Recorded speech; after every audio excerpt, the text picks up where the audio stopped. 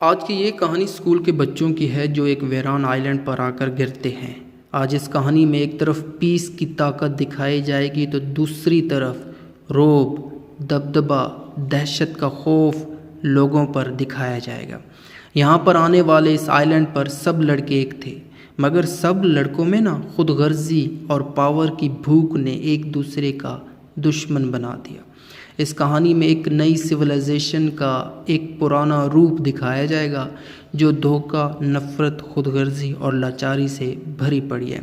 इस कहानी का बाकायदा आगाज़ सेकेंड वर्ल्ड वॉर से शुरू होता है।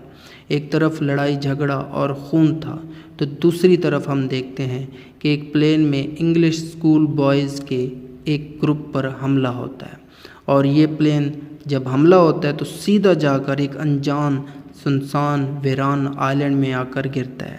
आपको बता दूं कि इन बच्चों में कोई बड़ा नहीं था। खैर, इन बच्चों में राल्फ जो था ना, जो इस नावल का हीरो है, ये कुछ समझदार था और इसका एक दोस्त था जिसका नाम पिगी है, जो काफ़ी दिमाग का तेज़ था। अब जब ये दोनों जंगल में निकलते हैं, राल्फ और पिगी इधर उधर घूम रहे होते हैं कि कहीं से ना एक हॉर्न की तरह एक शेल मिलता है। राल्फ वो शेल देखता है तो उठाता है और उठाकर बजाना शुरू हो जाता है। जैसे बजाता है तो सब बच्चे इकट्ठे हो जाते हैं। अब जब ये सब बच्चे इकट्ठे होते हैं तो ये फैसला करते हैं, एक डिसीजन लेते हैं कि हम सबको ना एक लीडर चाहिए जो हमें लीड कर पाए, जो हमें रास्ता दिखा पाए। तो ये बच्चे राल्फ को अपना लीडर चुन लेते हैं। अब जब ये लीडर बनता है तो राल्फ रूल्स बना देता है और एक जैक नाम के लड़के को हंटर ग्रुप का लीडर बना देता है। और इनके ज़िम्मे था क्या? इनके ज़िम्मे शिकार करके लेकर आना था। अब इन्हीं बच्चों में एक बच्चा आता है और कहता है कि मैंने जंगल में ना एक बीस देखा है। राल्फ कहता है ऐसा कुछ भी नहीं है। फिर इसके बाद जंगल में राल्फ रास्ता ढूंढना शुरू हो जाता है ताकि इस जंगल से बाहर निकला जाए। अब ये जो राल्फ है जंगल में घूम रहा है, चल फिर रहा है, इसके माइंड में ना एक आइडिया आता है।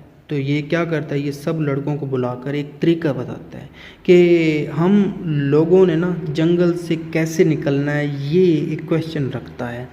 ये कहता है कि पहले तो हमें लकड़ियाँ जमा करनी होंगी, फिर इसके बाद इन्हीं लकड़ियों को एक पहाड़ की चोटी पर जलानी होगी ताकि इससे उठने वाले धुएं की वजह से कोई यहाँ पर आए और हमें बचाकर ले जाए।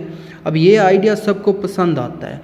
तो अब आग जलाना बाकी थी, तो राल्फ ने पिगी के ग्लासेस को लेकर आग जलाई।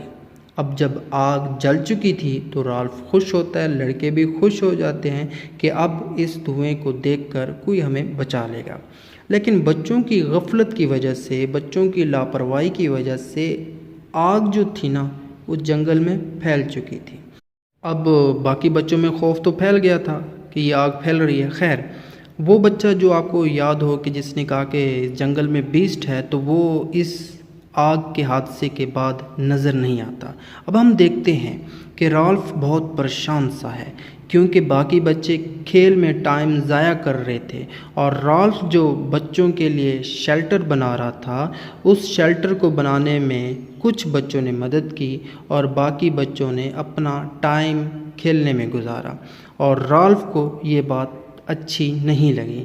दूसरी तरफ हंटर ग्रुप के जैक की बात करें तो ये पिगी का बहुत ज़्यादा मजाक उड़ाता है और यही जैक क्योंकि पावर का भूखा है, तो ये जो है ना राल्फ का मुकाबला करना शुरू हो जाता है, आर्गुमेंट्स करना शुरू करता है, राल्फ के अगेंस्ट जाना शुरू कर देता है, बहुत ज़्यादा राल्फ को तंग करता है। अब आगे क्या होता है इसको जानने के लिए आपको इस नावल का पार्ट 2 देखना होगा। पार्ट 2 आपको डिस्क्रिप्शन में मिल जाएगा।